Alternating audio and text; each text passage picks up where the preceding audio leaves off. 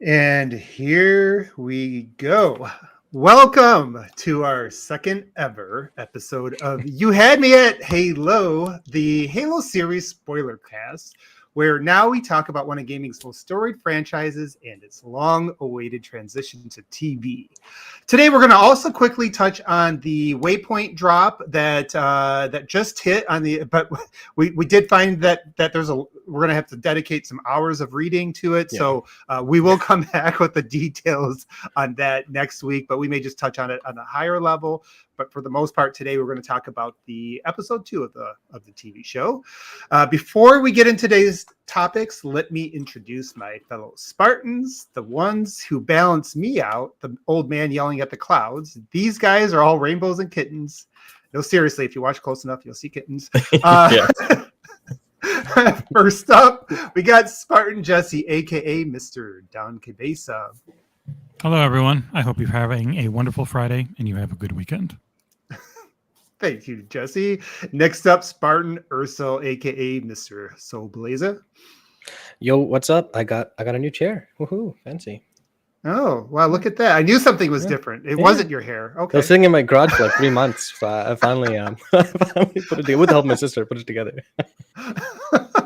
Nice.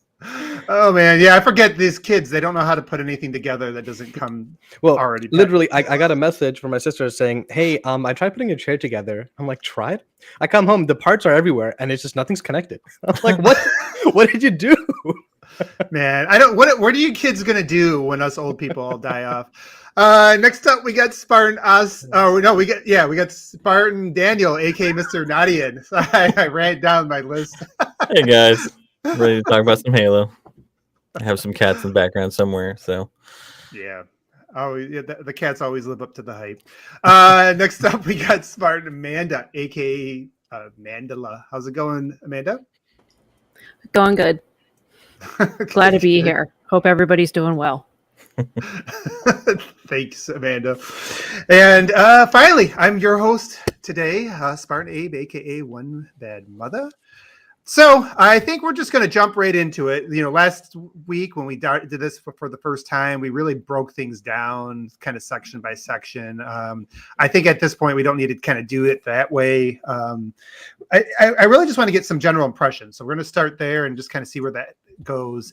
So I know I've seen you kind of post a couple things, so I'm interested because you said it's going to be an interesting discussion this week. So obviously, that's why I'm going to go to you first. I feel like usually I'm on the same page as most of the people here, but for this episode, I think I might not be, which should be some fun discussion. Right away, I didn't like it as much as the first, which I was expecting because in general, TV shows, animes, you name it, goes budget heavy, lighter, budget heavy, lighter. It's kind of how it works, right? You're not going to have a big action sequence in every episode, so I wasn't expecting that. But overall, I have some. Like I really like certain aspects of it, and certain parts I'm like, okay, let's see what they do in future episodes. Okay, so we're gonna dive into that into more detail here in a minute. Just overall impressions. Let's go to you, Daniel. What were you thinking, man? Yeah, I was actually. It's kind of funny. I'm somewhere in between Aarsal and Jesse, and like seeing some of the discourse online, like Benji Sales was just talking about how much better this episode was than the first. And I'm not sure that I agree on that point. I definitely think that they are. I mean, it's clear that they're trying to set up a lot all at once. And so to that end, I think they succeeded. But I also think that they threw too much at the screen at once. Right. And, you know, they did a great job, I think, on some of the plot lines, especially with Soren and Master Chief and that dichotomy between the two. But I still think that they're still trying to find their footing on how they really want to tell the UNSC side of things, outside of Chief. And you know, it succeeded and it failed in others. But you know, actually getting to see some of the wider universe that didn't directly involve the insurrectionists or the UNSC or the Covenant was really nice this episode. And you know, I had some other issues from a lore perspective on like you can turn this off if you're a Spartan, when that's not really how. Obviously, we know that this is different than the lore of the games and the books, and so that's something I always check myself with, is that, you know, that's how it worked in the games and books, but not necessarily in the show, and I can understand why they're going that route. And I think that's ultimately like, because my wife and I both had the same kind of impression when we walked away from this episode, was very much like it was good, but it wasn't perfect, and they were you can see what they're trying to do with in terms of like the broader storylines, and so seeing if that actually pays off in the next few episodes is going to be the real tell of how great this episode was or not. So right. And that is the challenge, Daniel. I think you mentioned it. And I'm going to say that as much as we're supposed to be aware this is different. If you come into this as a Halo fan, it's hard to separate that stuff. You know, it is really. There's some stuff I was like, but anyway, so we'll get into that in a minute. But let's go to Jesse, because I think Jesse does sit on the other end of the positive end of the fence, and just your general thoughts, Jesse. It had nothing as bad as the acting and the writing in the bar scene in the first episode, the very beginning of everything. I think it was more consistent. It wasn't cringy. It had areas there it could have been. That whole rubble area could have gone into the, this is network TV. This is really cheesy looking, and people have dumb outfits, and the dialogue's stupid. But it didn't. It stayed above that in a way that network TV almost never does. It looked fantastic. Yeah. They showed a lady's butt even. Wasn't expecting that. It was brutal again in like the one violence scene with the execution. It was, just straight up, I'm just going to blast your goddamn heads off because I'm a prick. On the whole, it kept teetering into directions that network TV can go to, but then it just falters and you remember it's network TV. And with this being like their prestige streaming show, having it constantly stay above that level of network that I was afraid it might be when it went from Showtime to Paramount made me happy. It's not incredible. It's set up, so it can only do so much. But it's getting the pieces in order in a way where I have no idea what's happening, where it's going to go. And that's what I really hoped for out of a Halo show, because just knowing beat for beat and just waiting to see specific moments ended up killing a lot of Game of Thrones for me. Oh, really? See, that's what why I never watched. But no, because they wouldn't do some of my favorites, and then it would suck. Yeah, Lady Stoneheart, for example. Yeah, like the amount of things they have to cut and change, because that story just doesn't work unless you're going to do like 2 or 3 seasons a book, and you can't do that with kid actors, and they age out of it real fast. You can't do it with budgets, even though HBO had a big one. Like having a set different universe where you take in stuff the way they have, and they can tempo it, and they can take it where they want to and pull from the lore as they need. I'm still all on board with that decision. So in that sense, I really liked it, but it's the setup. You like the setup more once you know what the payoff is, or you dislike the setup more once you know what the payoff is. Exactly. Yeah. Interesting. Daniel, I saw you had your hand up. I wanted to go to Amanda, but I want just real quick. What did you want to jump? Yeah, when Jesse was talking about the heads getting blown off, I just wanted to say I called that Burn Gorman was going to be the bad guy. Like that guy's never anything other than just an evil, horrible dude.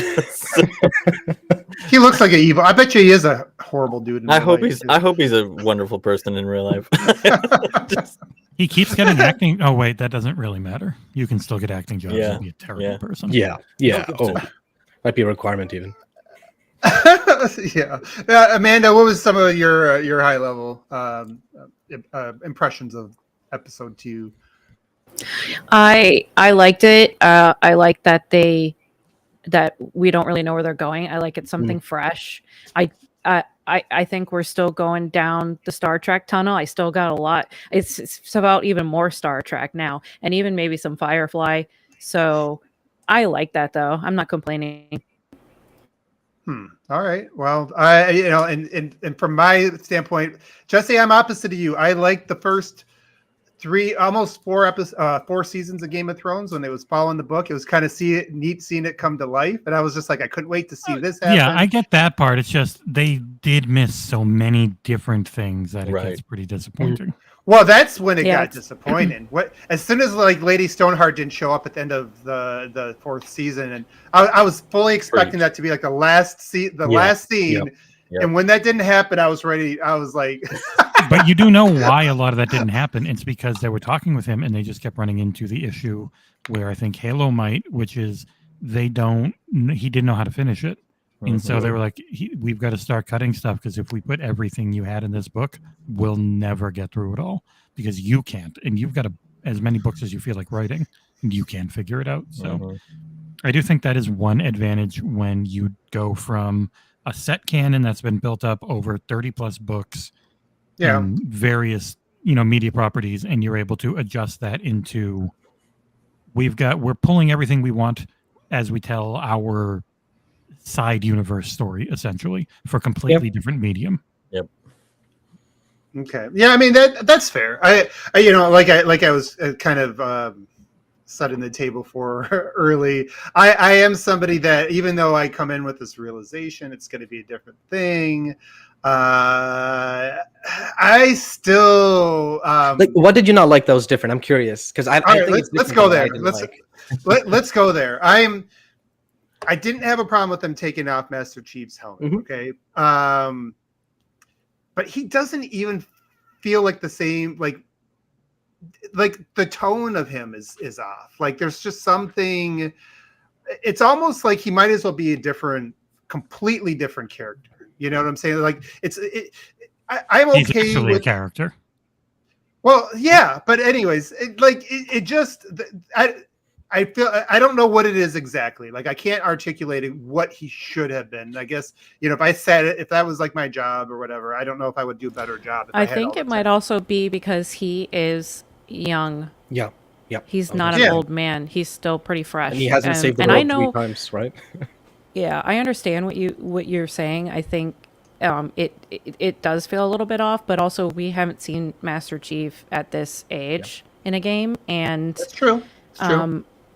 They have to make him his own character now. Before it's sort of like the Harry Potterism, where Harry Potter is just kind of like a blank slate. Like you're supposed to be able to insert yourself into him. Now Master Chief has to carry himself as a character. Yeah. No, don't go there. Hey, I was like, why are they snickering? Freaking Jesse. That's Jesse's fault. Don't blame any of us. And to Amanda's point too, like I've kind of had that same weird like inner fight, Abe, with realizing that, or trying to reconcile that this chief isn't necessarily quote unquote our chief, right? Right. Not just because of the timeline, but then you also think about like for people who've never read the books, they only knew Chief from the moment him and Cortana became a partnership. Yeah. They John from the games and the books also remembered his childhood. He also had a completely different childhood. And so like I think not only just the age of this chief, but also the fact that essentially his entire background is different, and his interactions with the world is completely different. I think, at least for me, helps separate that line, I guess, a little bit more from the chief from the games and the books. The chief from the games is also always in action, right? We never really see him in the downtimes, so that's something to keep in mind too. Yeah, so I think so. Like, I'm trying to think of like how to articulate it. I think the thing that's off to me, and again, you make great points, and it could be that hey, when Chief was a teenager, he was going through all these things and questioning himself. But like when you see him, even in the books, the games, everything, you have, and I haven't read all the books, so maybe I'm wrong about this, but it always feels like he's confident. Like whatever he does is decisive. He's sure of himself, right? Like he's in control. And here he just seems like. You should read Fall of Reach. Oh, really? Okay. Yeah, if that's your take. You should read Fall of Reach. Okay. Like, for example, there's a scene in this show where I felt like it was straight out of Fall of Reach Chief. Like his actions, his voices. When he's sitting in the prison at the ending, and Halsey comes and talks to him, that interaction felt literally right out of the book. Yeah. Did it? To her, and he's like, that's I'm the not part about sure. And then eventually, I trust her. And then he's like, internally, you could see internal monologue where it's like, that's what she says. Okay, that's what's happening, and that's it. And I'm like, yeah, this is straight up Chief from the books in terms of that. I right. read that scene a little bit differently. Yeah. Not in the Fall of Reach, the book or the anime they made, but in the show, I almost read it as him didn't? processing with what, comparing that to what Soren always said about her, about Halsey. Oh, that's true. I almost felt like there was a little bit of mistrust there that he, because the moment she moves, she was like, oh, we're not going down that rabbit hole, when he starts talking about the family, his family that he's having visions of, right? Yeah. I almost, and I could be wrong, but to me it seemed as if he was actually internally questioning, just not verbalizing. Yeah, I thought he was giving her a bit of the I want to talk about this specific thing, and her pulling away from it would be him realizing more of what they've done and what Soren's talking about. Yep. So it's like, I came back because I do trust you, but I need to know how much I can trust you. Right. That's fair. And remember too, when he goes back, he doesn't say, I need to go back for Halsey, or I need to go back to Halsey. He says, I need to go to his team. He needs to get his other Spartans. Yeah. That's ultimately his highest trust relationship that's in the show thus far. So Yeah, and I think a lot's going to depend on where it lands, like where it goes, right? Yeah. Like you can, and to Jesse, to your point, we don't know where it's going to go right now. I have no idea where Chief is going to end up as a character. He could end up being just a little bitch at the end of the season, or he could be a badass. I don't know right now. It's like right now he just seems a little bit less sure of himself, a little less decisive. You see that kind of look on his face. That's just like, I don't know. It's just, it's the emotions more than anything. I get, like I can get over the fact that he's younger and all that other stuff, and that he's taking his helmet off and he's too clean cut, no scars. I got over all that off of the, episode 1, but now episode 2, it's like, okay, now you're asking me to deal with all this other stuff. And he's not, in the games, he really is character. just a murder, kill robot man who makes the occasional wisecrack. He's not much of a character. Until season 3. Yeah, until he actually started getting a personality in 4 and 5 and Infinite. Right. Infinite, he's even asked, right? It's like, why do you do this? And he's like, it's all I know how to do. Yep. That's what I do it. Right? Yeah. That was a great So we don't get the internal monologue. In the books, you get his internal monologue. Yeah. You know what he's thinking and feeling, and it's not far off from this. No, it's just really quick, Dan. Sorry, what I should have mentioned was that I see what you mean by the trust, and I think I saw that too. But I also meant like it felt like he was relieved a little when he like let the burden go and let Halsey like into it. You know what I mean? That's right. A bit of the vibes I got a little bit from that. There's also that motherly relationship. Yeah, right. Yeah. Like that's the only Halsey from the moment they were abducted is really the only family, especially in the show. It's only the only family that he knows. Like that's the mother figure, right? So. I think there's some inherent trust there anyway. Like, I think you're referring to like when she puts her hand on his, and, like you do see a little bit of that alleviation of worry, pressure, I guess. Yeah. But yeah, and that does make sense. I mean, from a character development standpoint, like most people, anybody, if you trust somebody, you're friends with them, you're always going to give them. It's going to take you a lot longer to flip, right? Doesn't make sense to just go, oh yeah, you're right, I'm going to, turn on you or whatever. So, and plus the start of this show is him in full control, just completely dominating a battlefield, and everything's easy. And then once the Forerunner object messes him up and starts undoing what they've done, that's when you see him being like, what the hell is going on? Like they don't even taste food. They don't like the way they are set up is total numbness. They don't feel anything. Yeah, all they are do robots. Is they get their commands, they do them, they care about their squad mates, and like that's about it for them emotionally. And what this is doing is someone who hasn't been allowed to use his emotions finally using them again for the first time in a long time. And you're not normally going to be great at handling that right off the bat. Even the beginning of the episode where it showed them in their camps and then it showed them leaving, and it was like high security in this camp, right away sets a different tone of the Spartans. In my head, I'm thinking, okay, so this must be like pre-augmentation when they're all kids. Wait, no, augmented. Oh, they have the armor. This is clearly post a few missions at least. It gave me the impression that the Spartans in the show aren't like the commanders or like the high-ranking Marines on the ground. Exactly. They're just tools. That's it.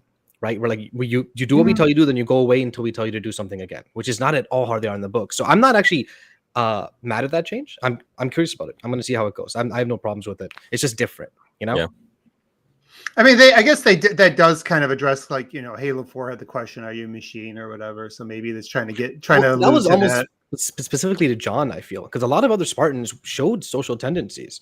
Mhm. Chief especially was like super like just focused in on whatever the heck he's doing, right? Right. Yeah, you're right, and basically they do. They basically set them up to be like, hey, they're supposed to be robots. Whether they are or not, they're supposed to be. And the fact that one is not is malfunctioning, what are we going to do about it? So that brings us to the next, I think, big thing in the show is the whole Is reason. Teen John our Master Chief? Teen John. I liked the face was good. Anyway, we don't have to stick on that. I was just wondering. No. I Go liked ahead, it. Amanda. No, I thought young John was a good choice. And it looks just like Pablo. I felt like when it transitioned, I'm like, yeah, I can see that. Like, though, one last thing I wanted to mention about John's character in the episode was, like, even though he wasn't fully in control mentally, he was always in control of the situation. You know what I mean? Even when he wasn't in his armor, you could like feel he was like exuding control. Like, I know what I'm doing here, and I'm gonna do what I want to do. So like that last line, for example, when I'm like wondering, man, is he gonna like agree with Soren? Is he gonna fall into here? Then no, he makes up his mind. He does what he wants to do, and it's like that was really well done. I thought, Okay. Yeah, I think so. Obviously, there's a diverse. Now, I will say, despite despite the fact that I come across like maybe taken back a little bit, I am still open-minded to where they can go with it. So it's not like I'm at this point where I'm like, oh, screw this. This is not my Chief. But that is just something that kind of stuck out to me, at least initially. I think a lot's just going to depend on where they take it, because at this point we don't know. I don't know what direction they're going to go with him, and so that at least keeps it somewhat interesting. So I'll give Jesse a little bit there, just a little bit. All right, so like now the next part of it. So we talked about the robot thing, right? Like they're just supposed to be controlled, and she's got this plan to control them. Cortana, I want to get who here is a Cortana lore expert that wants to give me their opinion on what they're doing with that angle. It's very different, but also very similar in a way. We never really knew how they got the clone brain. Right. She said she flash cloned herself, right? At least that's what I read in like Reach. seeing the whole thing and going through it all at the beginning and all that. I don't think we ever went through that. In the show, you mean? I think Aarsal was talking about in the book. We do know that she flash cloned some of her brain cell tissue. Made another brain, used it, but not in the show. Not in the show this far. Cortana herself, the way she's being formed is completely normal. That's how the book is done. At least I feel. But the concept of her, at least from the interaction that not interaction, from the dialogue they had in that meeting, implied some very different things, right? Was I the only one who got that it implied that there are no smart AI in the universe?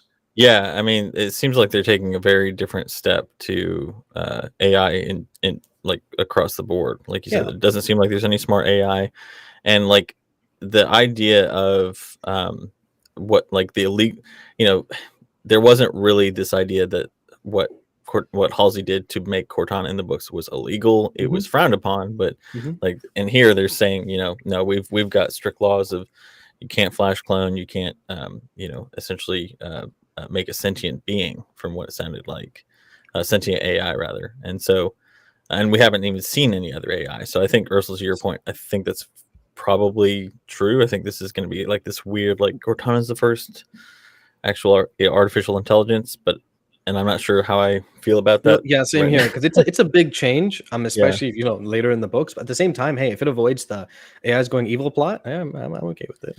Yeah. So elaborate on it though, because you said like so. What were the things that you think are, just from a high level, like what are the things that you think are the same, and then what feels the most different? You mean with Cortana or the show in general? Yeah, no, the Cortana part of it. I mean, so in terms of the process of creation, it's exactly the same as the book. She flash clones a brain of herself and forms a smart AI using her brain. But at the same time, forming an AI wasn't unheard of in the books at that time. There are numerous smart AI, right? I mean, Right. even in the games, you have what the Infinities, Roland. Yeah, I mean, there's a whole bunch of them. Yeah, I mean, The governor from Halo 5. I can't remember his name. Was Deja a smart AI? She was, right? She was. Yep. Yeah. So like Yep, the Spartans themselves was. were trained by smart AI when they were teenagers, Correct. kids, and in the show, it looks like. No, Well, this is yeah, the very first she one. said. Yeah, she says specifically that, like, to explain what an AI is, she's like, oh, she's got every single data point of our history. And it's like, but that's to your point, Aarsal. If AI existed in this universe already, then they all do, right? The only difference is Cortana has additional, like in the books and the games, she has additional brain processing power because of the combination of the synthetic and the organic. So.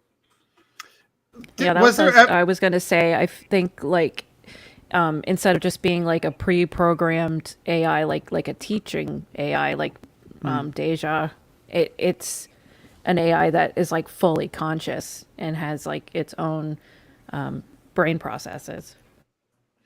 Yeah, so the concept of the smart AI, Halo's had them for a little while, right? The whole Ansub were like they only last 7 years. They're very rare. The Katana was like worth more than like the entire ship of the Pillar of Autumn or something they mentioned, right? Things like that. Yep. So in terms of the purpose of her or the way that she sold, like, hey, we're creating this so we can control the chief, like that's different too. In the books, also in the book, technically Katana chose chief, but that's irrelevant. I don't really care about that. But in the books, the primary purpose was supplementary. If the armor was to help enhance the Spartans' like physical capabilities, the smart AI was was injected into their armor to help enhance their neural processing. Exactly. So like in the books, the first time he uses Katana, he's like suddenly moving or reacting faster than he's ever had before. Things like that. So I didn't take that as what I took that as her sales pitch. I don't think it's what she really wants. I think she wants to make him the best possible. Yeah, I could see that. Yeah, and I hope that's so. her way of selling it off to them, because it hadn't really come up like that in that fashion before. It was just more of this overall, I want to make this really cool thing to help my super soldiers, because if I make them strong enough and super loyal enough to me, I can probably do whatever the hell I want and never worry about you guys again. And the show did mention the neuropathwise method, at least in one of the lines this episode. She mentioned something about something with neuro. I don't know what the word was. Neural pathways, probably. Yeah. So that's definitely still an aspect of it, I think, in the show too. It's just they're also doing this aspect of controlling or preventing this from happening. I didn't understand that entirely, to be honest. How would I to Jesse's point, like, I see what he's saying. I also think they're really leaning, the evil scientist trope, right? I think they're leaning a little bit heavily into that already, and I hope it's a red herring, but as somebody who works with scientists all the time, that trope needs to die.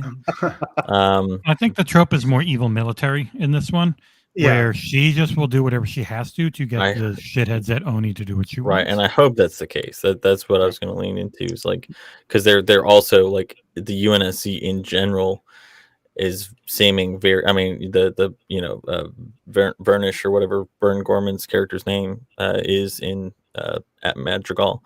Like, they're very clearly setting UNSC as this like kind of fascist state of like, okay, cool. Well, if you go against us, which the insurrectionists were far more politically complex, I'll say, in the books than they were than they've been presented in here. But to the point where they're willing to supplant current leadership to put in an even worse, totalitarian leader like Vern Gorman's character. So I definitely think that they're leaning into the evil UNSC this time around, but it almost feels like they're doing the same thing with Halsey. Like, not that they're, because you can have two different forms and two different, paths of evil. They're just mutually exclusive, right? So. By the way, that's that's my number one complaint. By the way, when you're talking about what I didn't like of the show so far, that is by far my number one. I hope they don't do this, and I hope they expand on this more, which is that in the Halo universe, the UNSC aren't the good guys. Not really. They're not the bad guys either, right? And the insurrectionists are definitely not the good guys. And they're also not really the bad guys. It's really messy. situation. And then I thought it was done pretty well in the extended universe.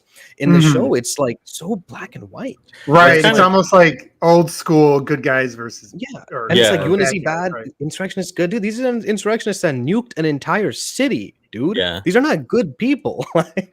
What? That's a problem, I think, with television in general. Like, you, I mean, with a few exceptions. I mean, you tend to get that binary thinking. You know, like if the units here are this bad, then why do I care about Marines when I play the games? Like straight up, why do I care that they're being captured by the bandits? If they're these why are we trying to save their asses? And, right? You know, like trying that's to keep you them guys. alive as well. I need their ammo.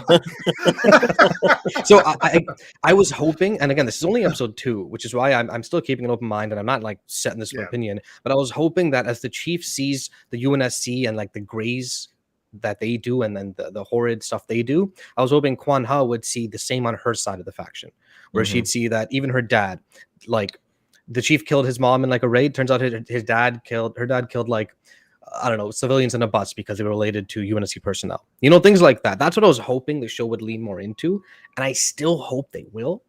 I'm not sure though. After the second episode, not after how clear they made it. Very early. Yeah, that's true. Yes. Like this is the setup to. They need to set a baseline to then grow from. You can't just have all the nuance right at the start, or else it gets confusing. Like, how many episodes are in this season? 9. 9. Yep. Yeah, and you know, like, so like Jesse, I think you brought up a good point earlier too, that the Cortana thing might have been a play, and if it is, I'll say that is the one of the scenes that I did like that wasn't, you know, it's not an action oriented scene that like appealed to me, was just like Halsey manipulating the politics at the table. I thought that was kind of cool. And the reason is, like, you know, for going back again to Game of Thrones, which went from one of my favorite shows of all time to like a complete shit show by the end.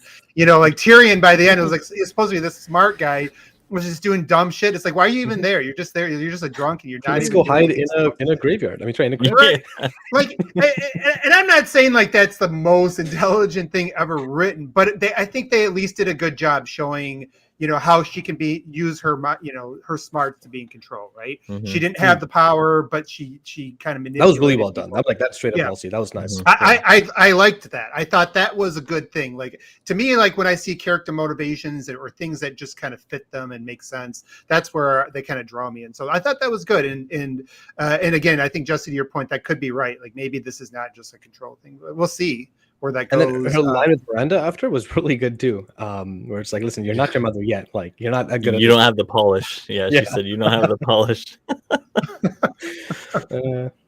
Yeah. So there was some, you know, and I think, Jesse, you said, you called it earlier. I think, overall the acting or the writing was better. Even if I, again, didn't like the high level tones were off for me as a Halo fan. You know, I think some of the writing, you know, there was some better writing in this and better, you know, just dialogue in general. So there was better dynamics. Yep. So hopefully they can build on that. And anybody else want to say anything about Cortana before we kind of, like, I guess, go on to just a few other characters? Well, we did actually have a question from one Andrew Schmidt, who wanted to ask us about Cortana. Let me pull that up. Andrew. Oh, it's really small down there. I'll make it big so people can read it. Hello, gentlemen. Now that John is back in the UNSC and Halsey seemingly has the green light, do you think episode 3 is where we meet Cortana? Yes. Yep. Yes. Point to good talk, everybody. If we could just answer every question like that, we could be done with this show in 5 to 10 minutes. Hey, remember, that'd be the nice thing about the XboxEra podcast if Nick didn't exist. Wow. It'd be a 10-minute podcast every week. No, it well, wouldn't. I don't know. I've got to go on this long diatribe about something that I did the other day and how it affected me now and how this pertains to gaming, you know. And what Friends episode it is. If this was a Friends episode. If. Sorry. All right. So, all right. Next up, which characters? There's a couple other ones that stuck out. Obviously, you know, we have a couple some big ones, minor ones. Anybody that you want to focus on next? Jesse, why don't you go first this time? What stuck out to you? The Human Covenant Lady Gaga there. The dynamic with how she's. I'm coming through your mic when you're not muted, Amanda. Sorry. Oh. Yeah, we're right next to each I other. thought I was there's muted. Sorry. No way to avoid echo. Yeah, the dynamic with her where it's only specific people that can That's what I was going to touch base activate the rings. Yeah, like on. I think it's a good change in the sense from a storytelling standpoint, where just like once they sorted it, it was like a point of shame in the Covenant in the games where only humans could activate Forerunner tech. So to kind of change that up to make it so you've got this human character, so you don't have to constantly do all this CGI and stuff whenever you're doing the Covenant. She can be a part of that. She can intermingle. You need to know the limits of TV, and especially when you've got 9 long episodes, like they're not short. That one was like around 50-ish minutes. So, I'm fine with giving a human character to try and do this stuff as long as it stays good. She's a really good actress, so yeah, Charlie Murphy is her name. She's awesome. As long as they write her well, I'm fine with what she's been so far. What do you think of this theory that she's going to replace the Arbiter? Do you think that's the case? If that happens, I think that will be another hard one. That'd be as difficult as Lady Stoneheart not showing up. That's a theory based on nothing. So Yeah, she's not. I think thought- nothing. Yeah. I've personally felt the whole reason they even showed her disrobe was like, I'm like, oh, is she going to be a Spartan? Like, is that going to be the plot point here that she was a thing? And no, right? No scars. Well, there were some scars, but no like scars of the flipping, of the procedures. So at least I got the impression that she's not a Spartan. It's someone the Covenant found young, and they've been testing people to see who can touch them, the keystones and stuff, and activate them, and she could, and so they revere her essentially because they know they need her. Right. I kind of took it as It's almost like she's almost like she's the same as like Master Chief. Like she's the Master Chief version in the Covenant. Yeah, I was gonna say basically what they're doing is they're setting up that mirror. So she's not taking the place of the Arbiter by any means from a lore standpoint, but they are setting up the idea that because in the comics or in the books, games, all humans were reclaimers, right? Yep. They could all interact with Forerunner tech. They are setting this up with not only with her being John's mirror, but setting up specific humans being blessed ones. It also inherently elevates John to more than just a Spartan, more than just Master Chief. He is one of the few humans who can actually interact with a Forerunner tech, and her being on again, it's a direct mirror, right? She may not have the Spartan armor, but we don't know what her abilities are yet as a saboteur, but she is a tool and a revered one within the Covenant. So I think seeing that dichotomy play and seeing what happens when they if their paths cross, I think is what they're trying to set up for her character in the whole. Like not every human can interact with Forerunner tech. You think that's related to like Gene Song stuff, like librarian, like way back librarian? I mean, stuff? yeah, this kind of right? this has direct echoes of the librarian Halo 4 scenes, right? That all the seeds that they planted millions and millions of years ago to get to this culmination. Even like Halsey's line, right? Next step in evolution. I'm human like, evolution. yeah. That's straight up librarian stuff right there.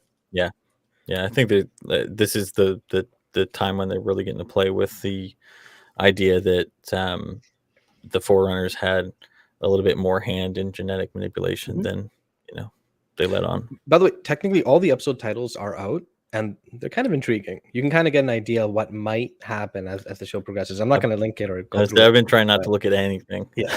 But it's very intriguing. Makes me really curious what's going to happen. Yeah. I like to be spoiled. I think I'll go look at them. Again, they're just one-word titles, right? Like Contact, Unbound, that kind of stuff. Next one, for example, episode 3's title is Emergence. What does that mean? I don't fucking know, but it's The something. flood. It's gonna be Cortana. Oh yeah, we haven't talked about that kind of stuff. That would be interesting. But yeah, well, we'll get into like what we, I guess what we think could happen later on. But yeah, I guess I'm going to be the negative Nancy again on that character. It's just not the human in the Covenant still isn't doing it for me, just because it's one. Character, yeah. I just like. I again, you guys make some good points. Like from a narrative standpoint, there's a lot of opportunity there to explain things that you wouldn't be able to explain with just like an arbiter yelling in another language or whatever. So yeah, there's some storytelling they can do there. Yeah. I don't know. I just like go ahead. That's right. Did you guys catch? Did they use the same voice actors? Because it sure sounded like it. For who? For Truth and Regret. No, right? They're not. They're not the same actor. They sounded so similar. One of the I think it's Mercy is the PC Walker from Hot Fuzz. The one that can't understand anything he says. With the dog. Yeah, that's him. What? That's really? Him. Yep. Whoever they used sounded like so much like Truth and Regret. I'm like, wow, these sounds identical. No, John Hurt is not in there, unfortunately. Okay. I would have loved for him to be, but we haven't perfected our zombie tech. He's still alive. John Hurt. By the way, speaking of those guys, the CG I still like the CG they're not. They're not super different from each other, but other than that, they're like they John Hurt look convincing. John Hurt. He is 77 years old. John Hurt from Alien. No. He died 5 years ago. What? No, I can't read. Oh, son of a bitch! No. Yeah, he's just bones. That's depressing as man. Okay. Wasn't he like the Ninth Doctor? That guy, War Doctor? No, yeah, he was the Hidden Doctor. It was in Alien Specials. He didn't have. He wasn't like on the show once. Damn, that ruins my day. Well, sorry to ruin your day, Daniel. You got 5 years worth of days ruined all in one. I know. Hey, Abe, if you've seen Alien, he's the one who's the chest. He's the first chest burst dude. The guy who looks at the egg for some reason. What? Yeah. That's definitely. I mean, that's definitely something. To put on your biography. The first dude to ever have an alien bust out the chest. Yeah, that's true. One thing I wanted to mention was why do you think? Watching this episode, I'm getting the impression, and it's mixed because there's lines that don't give that impression. I'm getting the impression that the UNSC is not taking the Covenant threat as seriously as they were in the media at this time.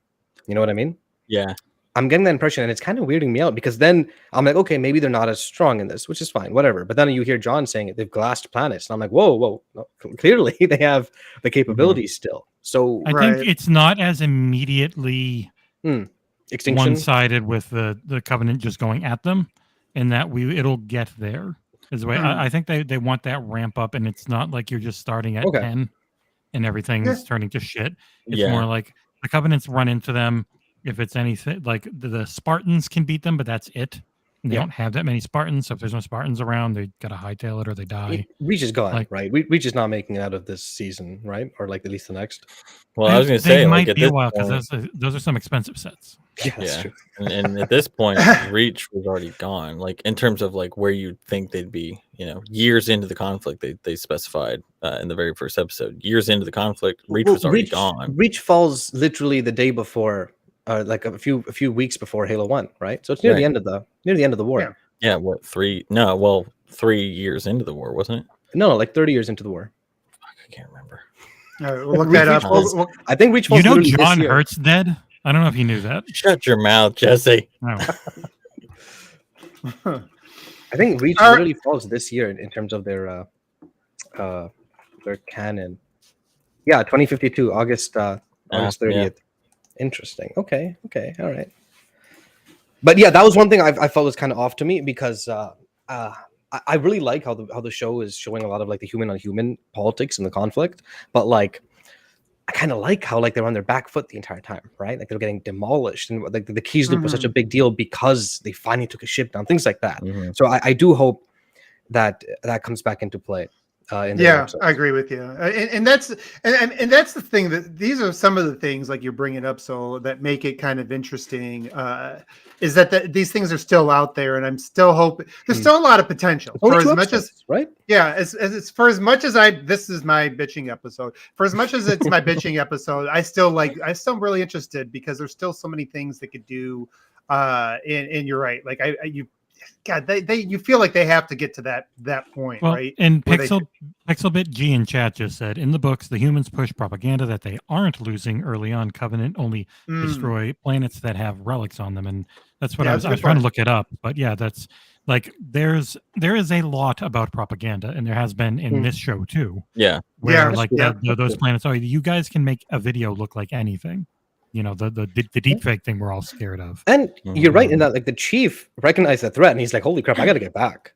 So clearly, like, the chief knows these aliens are like, they mean business, right? Like, this guy feels more like the galaxy at large doesn't know what these aliens mean yet.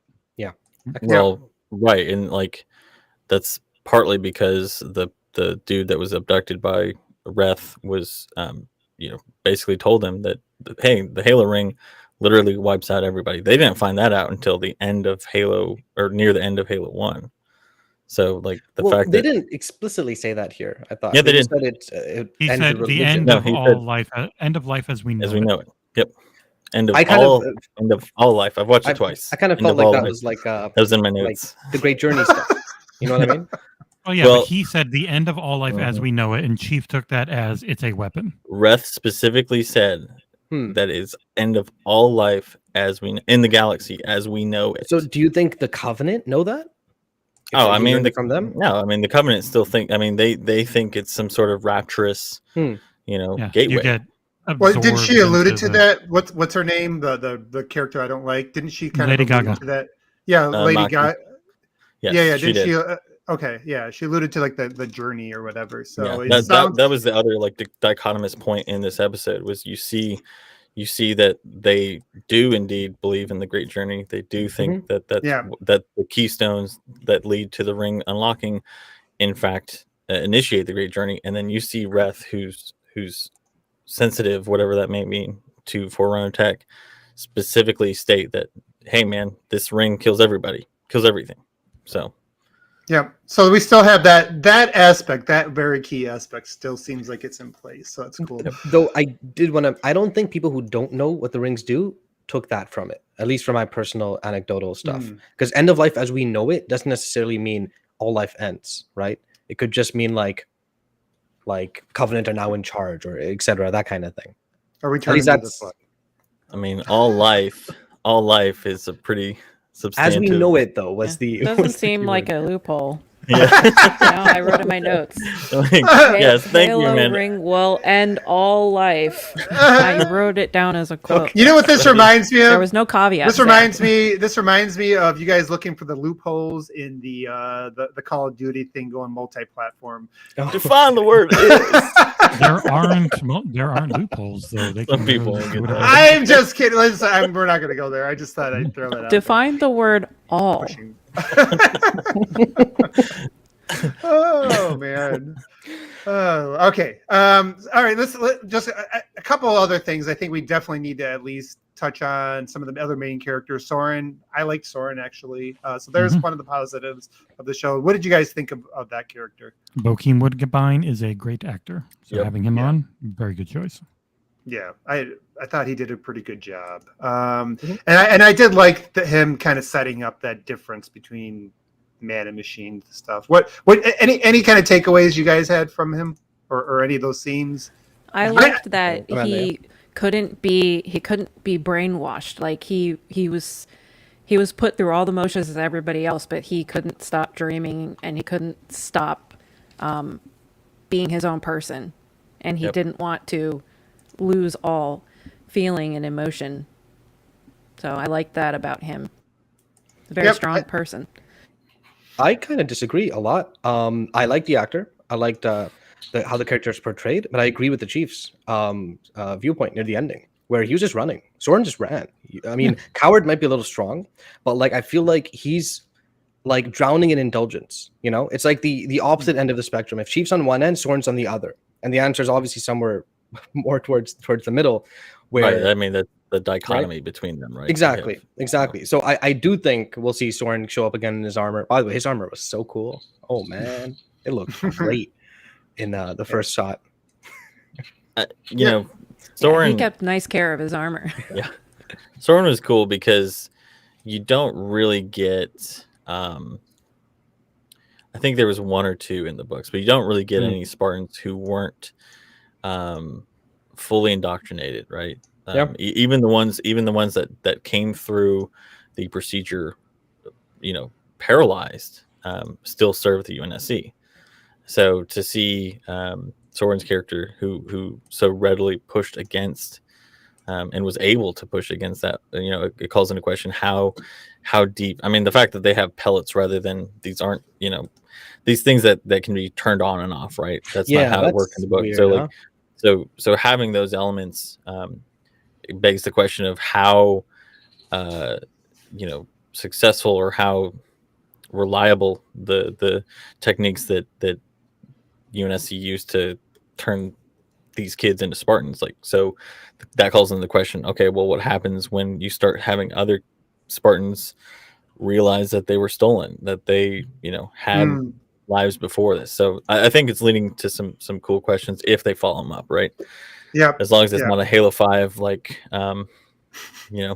at several of the moments where like the Roland, like, why is it so bad that she's questioning things type of stuff, then I think it could be interesting. But I thought that was going to be kind of a one-shot character, and it's clear that it's not going to be the case. Yes. And that's good for the show because that actor's awesome.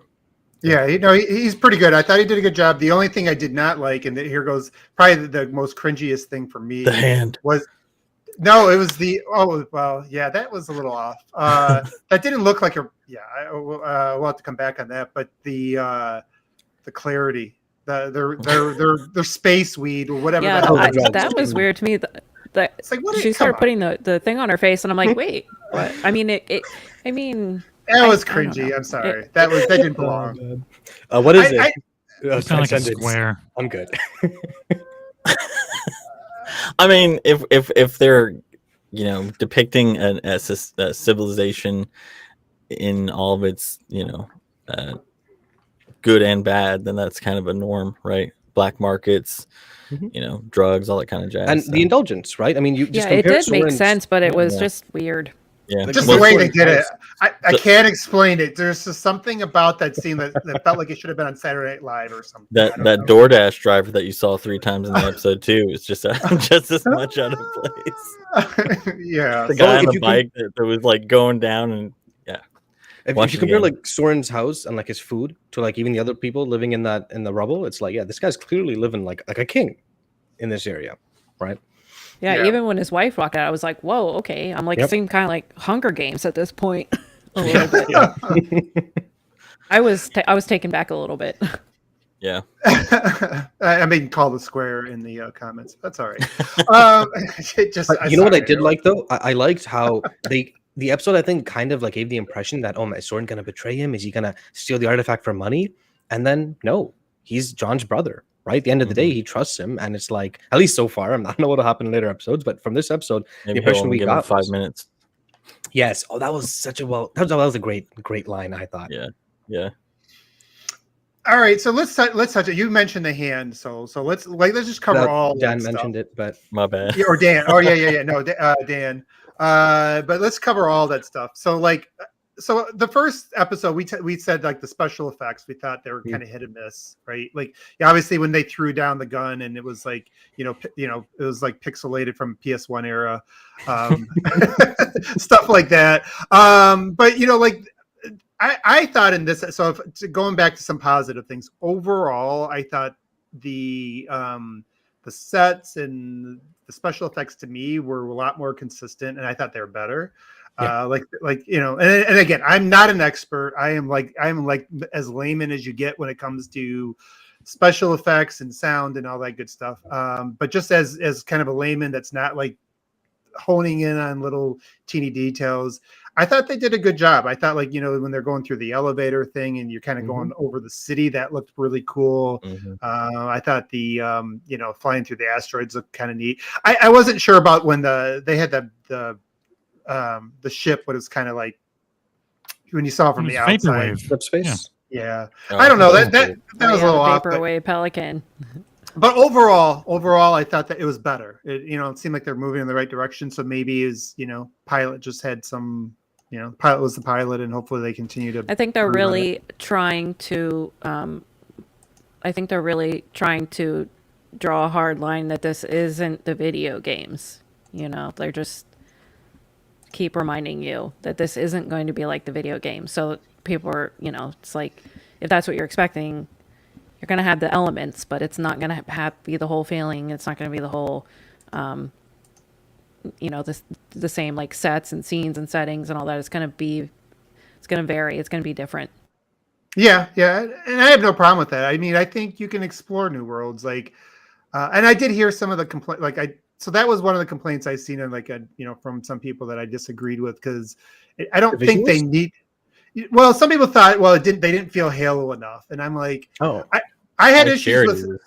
Yeah, I saw. I mean, yeah, some of those things. I thought some of them looked Halo enough, and some of them looked like new air. Like Halo's a game where I feel like you could explore almost any kind of world, like a Star Wars, right? Yeah, so, I don't think you need to be boxed in. You can get creative, and that was one thing I actually do like, and I don't mind if they keep doing that. As long as we get to see the ring someday, and the ring feels like the ring. Ooh, that'd be so cool.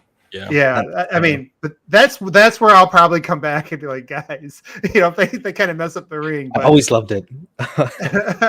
You guys get Mass Effect vibes with the area? Sorry, really quick. I totally got some Mass Effect 2 vibes. There was definitely Mass Effect. There's Mass Effect vibes throughout the entire. I mean, well, to be fair, right? I mean, it's sci-fi in general. They all borrow a lot of elements from each other. Yeah. So I mean, even Master Chief is kind of like a blend of Master Chief and Shepard, right? Kind of in the show, yeah, I can see that. Sorry, Dan, I cut you off. Yeah, I was just gonna say I kind of agree, Abe. I think this episode was a lot stronger on the visuals. I think that I tried to look for things because I watched it twice. I tried to look for things that really stood out as bad. Like we had a few instances in the first episode, and I don't think I saw anything. High Charity looked fantastic again. That scene where they're in the throne room looked fantastic. Yeah, their armor looked amazing every single time. Yeah, the armor looked great. The asteroid city was like that whole trolley scene was just insane. that was really cool when they came out of slip space, and they're with the best line that was in that episode was when Quan Han's like, "We're gonna die," and she was like, "Everything dies."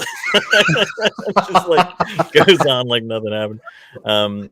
But also the sound design, I don't know what they changed, or maybe if it was just because there was too many people watching last week all at once, but so I watched it again on headphones, and then I watched it again on our 5.1 system, and the sound balance was way better. I don't know if Amanda and Jesse, if you guys had a similar experience, but it seemed a lot better than last week's. I was going to point that out too, but then I forgot. Yeah, it was fixed. Yeah. Okay. I'm not a sound aficionado. I thought the bass was good. Also,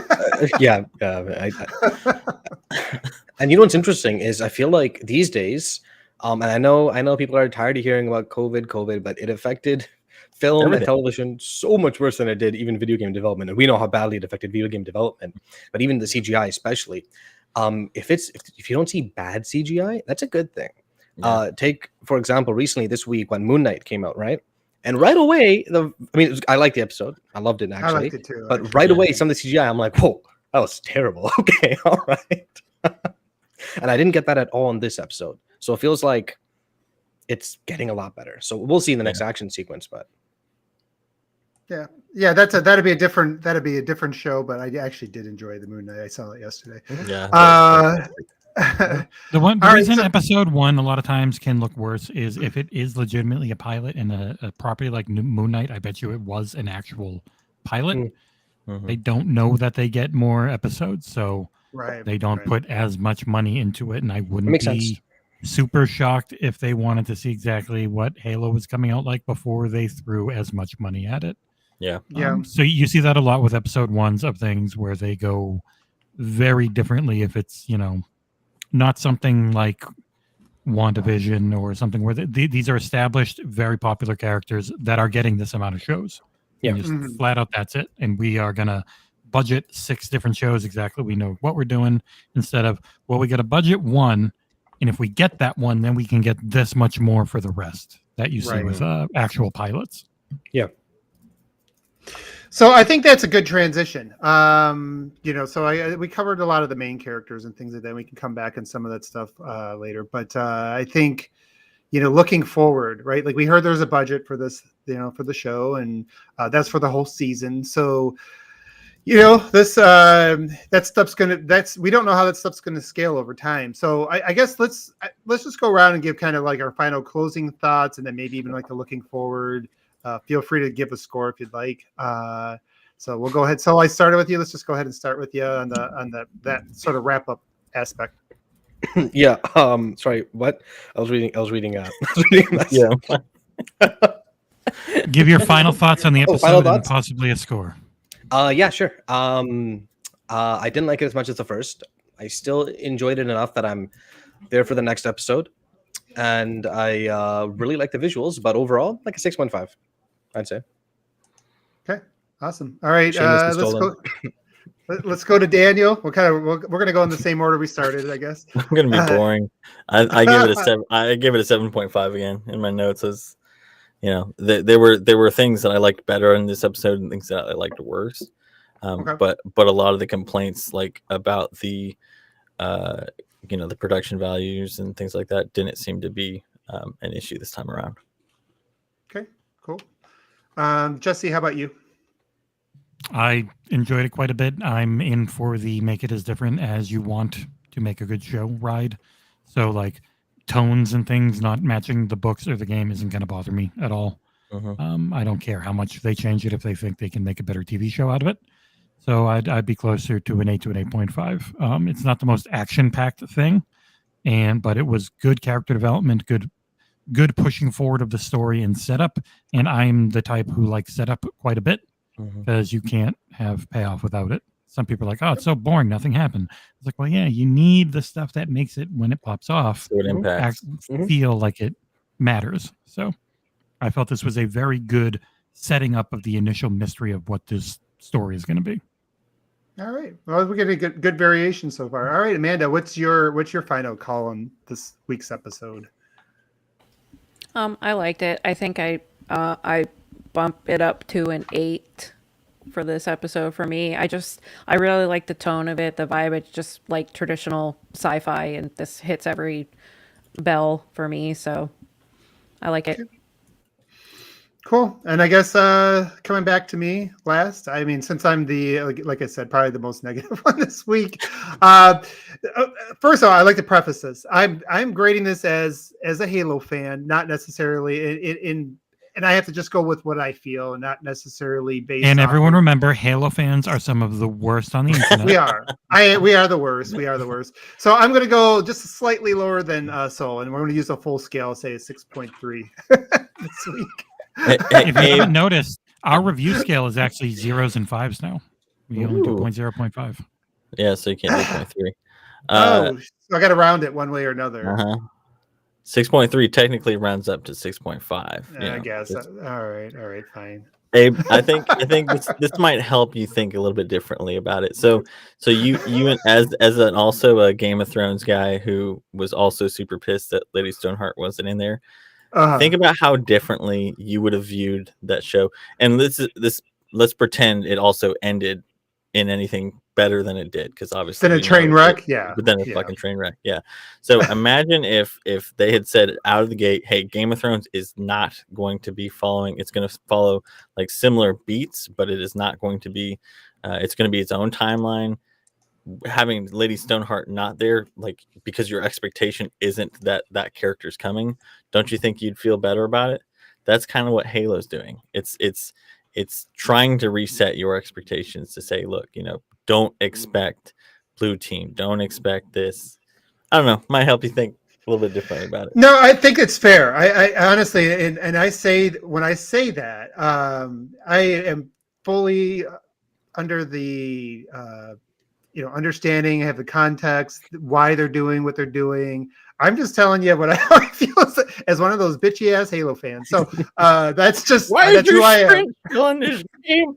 I told you guys, I am the old man yelling at the clouds when it comes to that. Halo CE is still to this day my favorite game of all time. So it is what it is. But I will say to kind of come back as a show, I still found myself interested. There was things I did like about it. Things. Sorry, there were things. Oh my god! Shots fired. Now who's the old man on the damn panel? Not old man, just grammar Nazi. Yeah, okay, but yeah, there's still things I liked about it. There were certain things I did like better than the first episode when, like I said, some of the setups were a little bit better with the dialogue. The clarity thing. I'll be the square when it comes to that. That's Those are bad, Con. That was so dumb, but overall, it still has a lot of potential. So I'm still. There's a lot of things we can't draw conclusions on, and I think that's a good thing. Because a lot of times, the first episode, we kind of said, oh, there's a lot of like predictable scenes, and there was, but in terms of like where the show's going to go, I would say it's not predictable right now. So that's a good thing, right? I'm watching to kind of see what they do, and are they going to mirror the lore here and go in a different direction there, and so it's still giving me a lot to look forward to, and the next episode's the first one that I think nobody's seen, so that's going to be really cool to see what happens, right? Why they cut it off at episode 2 for all the previews, so we'll see what happens at 3. Like, you're right, if this was episode 8 or something, then I'd be a lot harsher on it if these same problems I have are still there, but it's not. It's episode 2, right? There's so much room. Right. And that's a lot of times that's too that can make you go back and look at things differently, right? Like so if you see that the setups paid off, then you go, oh, okay, that was better than I initially gave it credit for. So we'll come back to that. So that's we have one more show question, and then we could transition into the later part. And this is from the Podrick Payne, aka Jesse Brother, which I need to load up. I have the wrong thing. There we go. I thought you were Bonjour, you UNSC propagandists. Out of all the possible Halo weapons, which not yet introduced one on the show, would you want to see most? I gotta go Needler. Really curious how they would depict that thing and what sort of damage/maiming it could do. Oh, I kind of sound like a sociopath. It's a really good question. That's a good call out, though. Needler is actually would be interesting because that could be good or awful, depending. It could. I doubt they do the tracking thing. It would probably just be like a pink mist AR that just you see a bunch go in, and then all of a sudden they just get hot and explode on someone. As long as they get the explosion, they need the explosion. Yeah. We've seen Needler in live action, right? It was in a Forerunner to Dawn. Oh yeah, we did. Yeah, but it was not great. Decent. Well, okay, fair enough. I mean, there was a budget, very small budget, but we could see it. They weren't a hard R like this show has been pushing. Yes, right. Oh, people can be blown the heck up. Oh my god! And then the needles are like this big, like they're huge. I mean, I was gonna say fuel rod cannon, but I mean, basically, since the energy pistol has basically been acting like a fuel rod cannon, I don't know if it's necessary. I mean, aside from that, I guess the Covenant sniper, but a Wraith mortar shot hitting a group of people and what that does to them. Just they're just not there how anymore. gory are they going to go is the question, right? Well, at that point, they're just not there, bro. It's just there's just nothing when it lands. Well, are their body parts flying? Like, that's given what we've seen in the show this far. Like, I don't know if we need to see that. My answer is gonna be either whichever version of the shotgun they end up using, be it the one in Halo 1 or the Bulldog. I just want that. That'd be amazing. Ooh, especially with the flood. Oh god. I'm getting ahead of myself. That's like season 3. I want to see. So with the plasma pistol being so good, I want to see, because we saw like the wormy things going along a wall with her in the trailer. Yeah, the Covenant lady. So if those are if those are the hunters, what one of those fully formed in their armor with one of their guns, what that'd be so cool. That do? Ooh, are we gonna get a hunter fight? Oh man, we're gonna get a hunter fight, aren't we? Oh, that's gonna be so cool. Oh, yeah, that could be. That could. Well, that We could saw be the cool. worms. Yeah, Lococo, something like that. I don't know the exact name. Yeah, I mean, the question I guess is whether or not the humans come in Level contact up. with the blood yet in this season. Mhm. So All right, so good call out. Amanda, what would you? What Oh yeah, gun Amanda, would you pick? which weapon? I don't really know the names of all the guns. You can say the archetype. Yeah, Halo's guns don't have names. Shotgun, sniper. Yeah. I don't know. I like just the needler. I think that's the coolest looking one, pretty much. So Yeah, as far as effects, Like it's the one of the hammer would most be iconic nice, ones. but I don't think we're gonna do Oh shoot! Yeah, that Yeah. would be The gravity okay. hammer would be so That's a cool. good call out. which one? the gravity hammer. Oh, I want to see how they smush people with the gravity hammer. Oh, I do he'll be, wonder like, if we'll see shredded. the monkeys. Right. I want to see a melee with the needler. That'd be rad. Ooh. It's like impaled on somebody's face. Or if they've got like some form, if they do have the brutes, if they've got their bladed Yeah. weapons and you just see them Oh just start my chopping God. people's heads Brute off. shot and stuff. melee? That'd be cool. That'd be cool. Or just they need like their friggin' needle shots that just shoot hot iron directly into people's skulls. Yeah.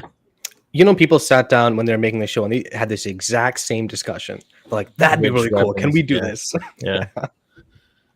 All right, Well, good call. they made the elites. It might be a season 2 budget to make all the monkeys. You never Yep. know. Yep. I'm not expecting them. I'm not even expecting more than grunts and jackals. I'll be honest. Technically, they're more akin to apes, but I call apes monkeys too. I well, call Abe. they're a monkey, two too. distinctions as an anthropologist. Just Yeah. All right, guys. Where's So my mute button? hey, you So can be a let's- grammar Nazi, okay?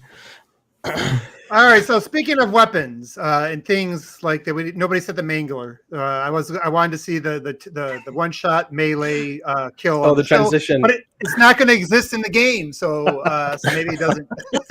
Maybe you don't see that anymore. Do you like that? I think that was a good transition. That was. a I nice mean, there's no segue. force. 'Cause none of us said it, but A little. if we did, it would have been amazing. Yeah, we weren't going through the brute weaponry, or else we might have hit it. But he's talking about Yeah. this, folks. They had a really big blog post. I can get rid of the thing where it hides what it looks like. It is a lot. And, we're not going to cover it now. Not all the details. I think just we're going to be able to dive into this stuff, and next week after our episode review, we will kind of dive into some of the key things that came in this update. There is a lot, though.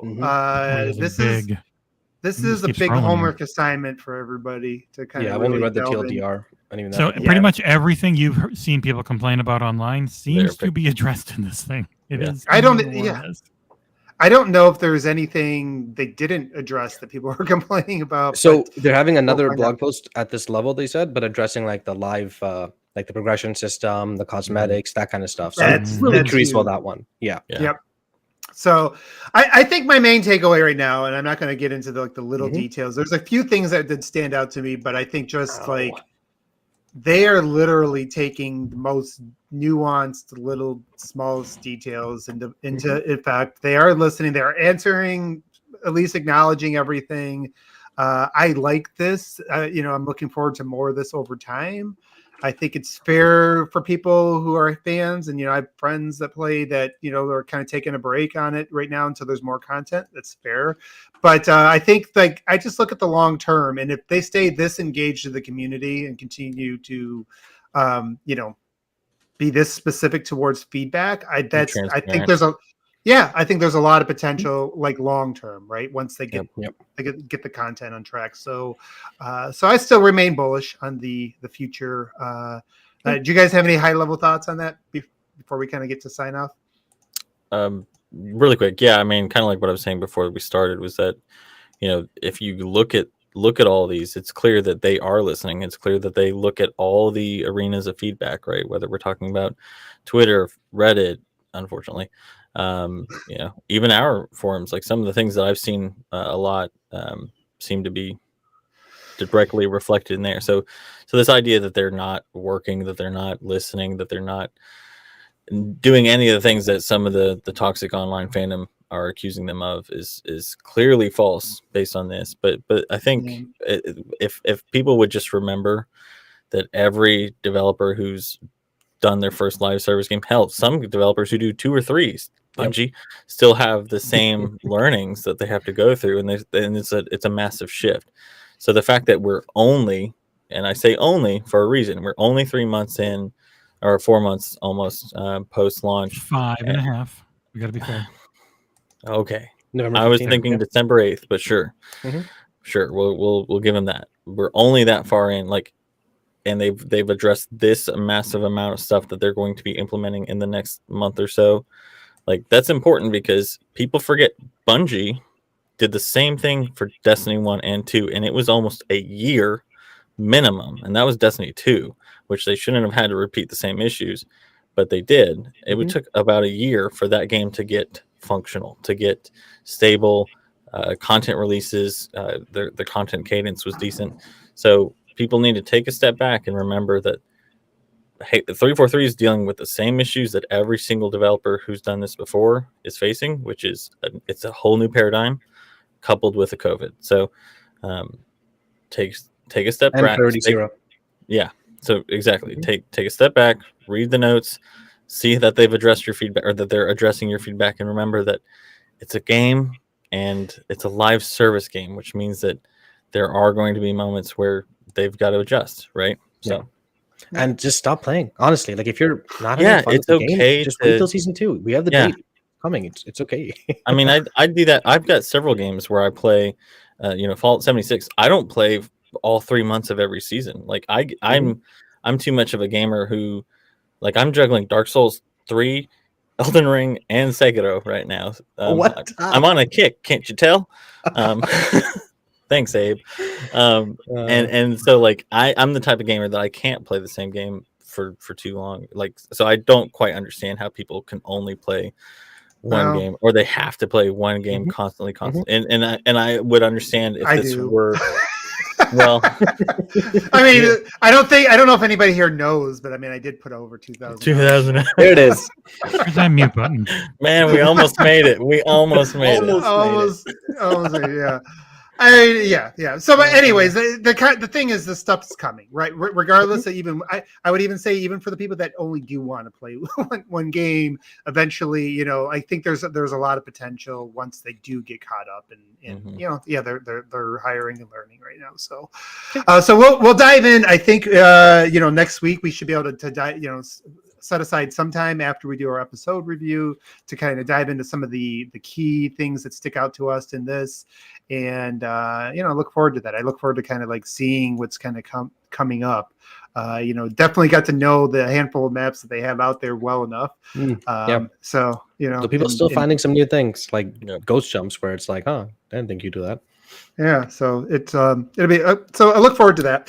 Anything else, guys, before we sign off? Just a quick example of like the kind of things you're looking at. I'm not sure if, I hope you haven't, but if you've been on the Halo Reddit at all, one of the big complaints a lot of people had was the outlines are too large. It's too obvious where people are. It looks like a cartoon. Well, guess what? They're allowing you to control the opacity and the thickness of the outlines in the next season. So it's like even these really bizarre complaints, because they are bizarre. The outlines are for accessibility reasons there too. I mean, straight up, people just remove them. No, they're looking at that too, right? So it's like you can tell they're really looking at everything, putting it on a damn list, right? Going through it in a priority-based system, which is how you should be doing things, getting it done, and assuming they've held their word and it's being done in a healthy pace. That's a lot of crap being done. Yeah. And they're not, people are saying they're not talking, but I think it's clear now, they're not talking until they know. They don't want to say anything. They don't think they will deliver, and they don't want to say it until they've given it proper time. I think Staten said that too, didn't he? Like, he said something about, basically, and that makes sense because again, I'm not a live service guy. I didn't play Destiny regularly or anything like that. But just kind of understanding, hearing from people that have been involved in those games, that does piss off the community even more when you tell them something's going to be there. They're expecting it to be there, and then it's not there. So. Yeah, they got to figure it out. So pretty smart of them to do this, and then like a week later, do like another blog post about the cosmetics, which was positive, and then boom, showing season 2, and then season 2 releases in like a month, right? Yeah. So we'll By see. then, we might even have a multiplayer review ready to go for you. Again, but anyways, anyways, it's been done for a while. It's just not the video. I mean, done All right. and released are two very different things. Fair enough. I actually do want to talk to you about possibly repurposing it in a way. But anyways, we'll do that We'll take that offline. So yeah. let's all go. Let's sign off, and then I can go pee. So do you want to go ahead and say? Yep. Before that, anyone else have any high value thoughts of the update? Well, I do have the we're doing the book podcast soon. We'll have a book podcast with most likely myself, Amanda, Dan, and Aarsal for Contact Harvest. If you want to have read along with us, and that should probably be within a few weeks. Very short book. And by probably, I'm saying I'm actually giving them a deadline because then maybe we'll hit it. I need 3 deadlines. weeks. But okay, so thank you for watching. If you haven't already, please like the video. It does help a lot with the engagement because YouTube is weird. If you're watching and you haven't subscribed to our channel, if you liked what you saw, subscribe. We have a lot of stuff coming out, reviews, opinion pieces, news pieces, another podcast tomorrow that's really entertaining too. If you really like our content, we have a Patreon. Every little bit helps. I think we hit over 100 Patreons a few days ago. 111 last time. 111 now. Wow. Dang. You can even just do a buck. If all of our subscribers did $1, we'd be doing all right. We'd have Maybe we'll another get to dollar. 117 before next week. Been 10,000 errors. And just make 6 more accounts so we can do it. You got the money. And if you're looking for a place to talk Xbox that isn't, well, for the most part, drowned in negativity and doom and concern trolling, our forums are pretty good, moderated by a few members of this podcast here that do a really good job of moderating it, especially compared to other forums. And Tired. and if you have any questions for us for the show, we're at the point where we're answering basically every question. So ask it, we'll answer it.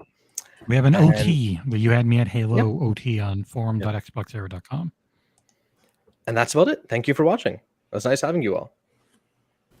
All right. Bye. Thanks for joining us. See you.